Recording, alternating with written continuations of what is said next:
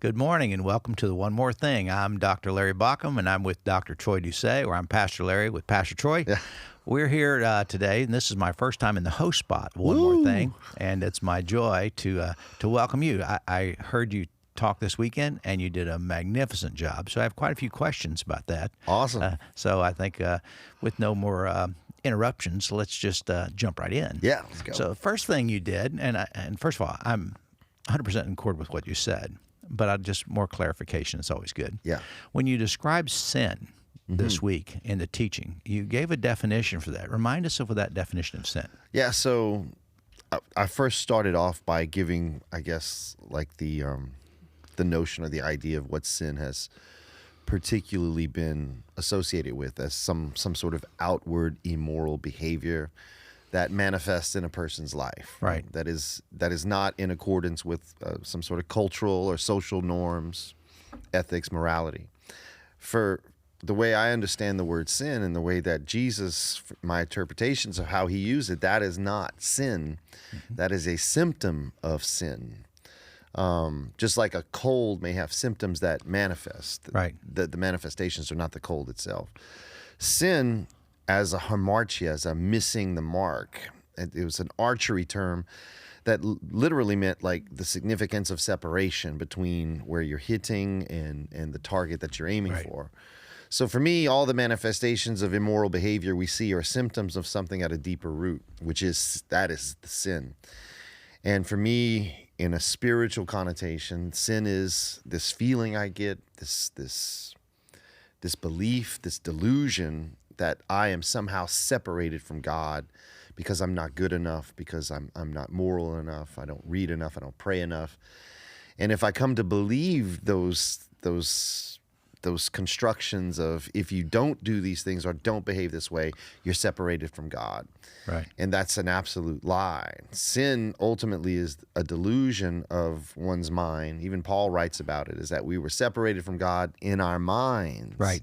Right. Which led to immoral behavior. And I made the statement, if a person believes that they are isolated, separated, unloved, uncared for, then why should they care and love for anyone else? And so when we see a young man at like the Uvalde tragedy, absolutely what he did was horrendous and evil, but something led that man, that young man, to do that. Right. And that sin happened before the shooting ever happened. Right. That's how I kind of get to Right. So sin, and in the interesting thing in the biblical terms, there's also this sacrificial language that's there that has to do with sin. But in the 21st century, we don't really do a lot of sacrificing of animals and that kind of thing. I know we sacrifice time and everybody gives up something, but not this deliberate killing something to appease something. That's right. And sin, and those terms is so different than what we're looking at today.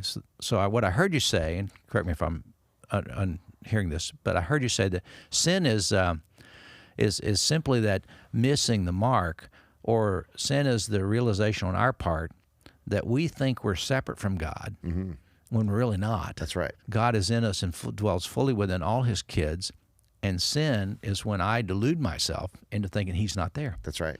And now I know we can go to the shadow side and all those different things that we can talk about, but I thought that was intriguing. I thought that was very well said on your part. Oh, thanks. The other thing I thought was interesting, when you talk about lostness, how all these parables talk about something lost and found. Would you elaborate on that a little more? Yeah, and so what's interesting about the parables of Jesus is that God is always in the business of finding what is seemingly lost, is how I phrased it.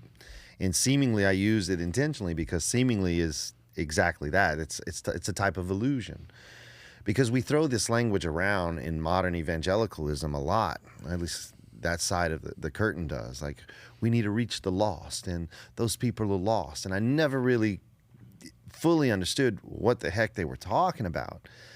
But the notion of something being lost, Jesus reveals to us, is that whatever is lost is only seemingly lost.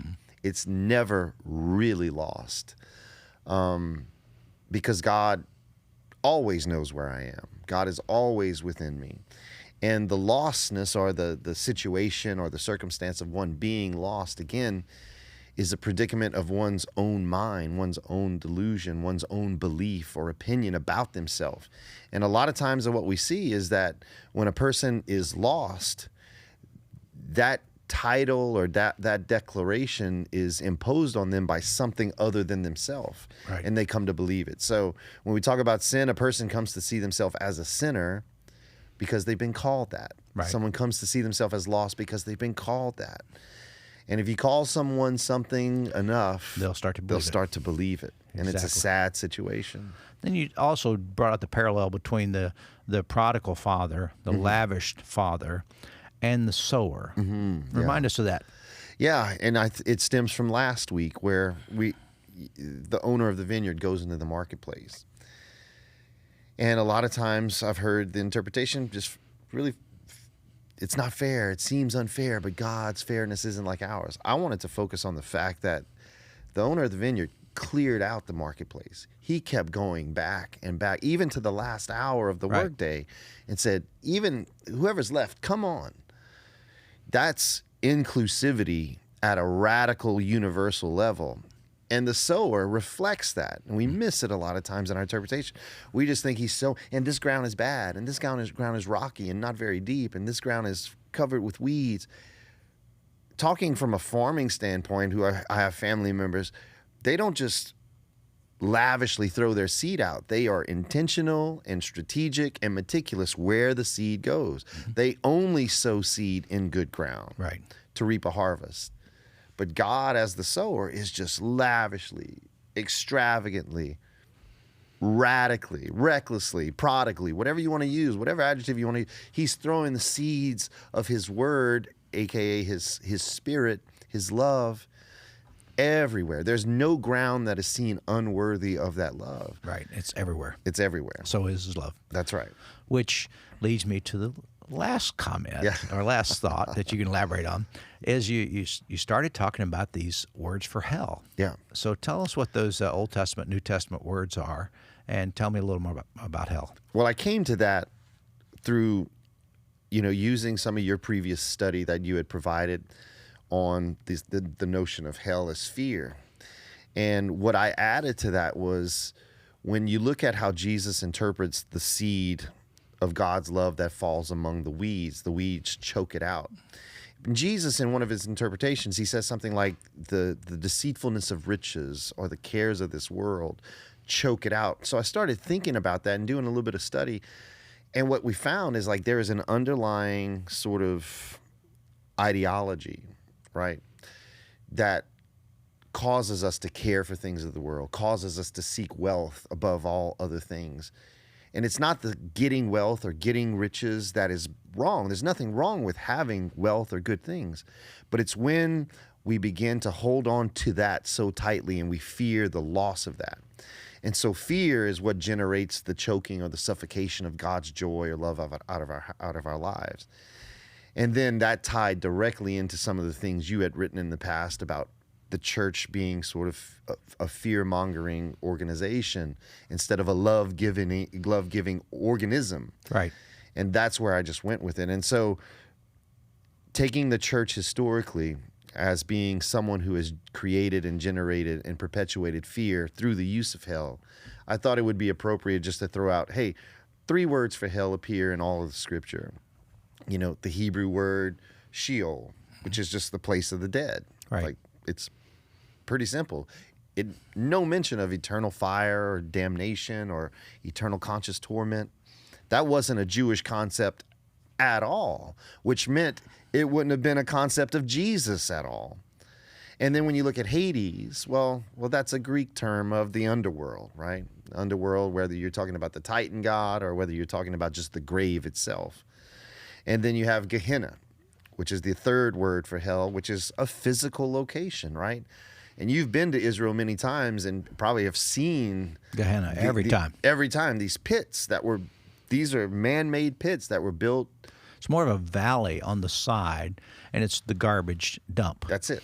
And diseased bodies would be burned there. Yep. And it's a place where no one ever went to Gehenna for a birthday party. Gehenna was a place of weeping and gnashing of teeth, and Jesus used that, as you said so poetically this week in the teaching, just like he was sowing, and people could see them on the hillside. They could see the lavishness. So they also could see Gehenna. That's right. It was a living illustration. And if you live this way, the results, you're always going to be in this place That's of right. fear and torment.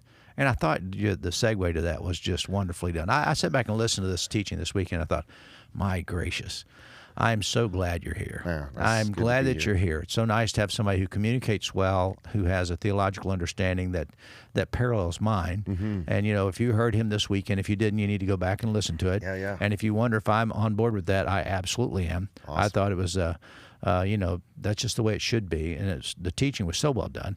And I love the analogies, the stories, the Boudreaux and Thibodeau. You got to love those things, Yeah. which I thought was very appropriate. But particularly, you covered a lot of space. You kept it simple. Yeah. You kept it profound. And at the end of the day, I remember when it was done, just thinking, well done. I mean, that is just well done. That means a lot. That means a lot to me. Thank I you. requested to do this today.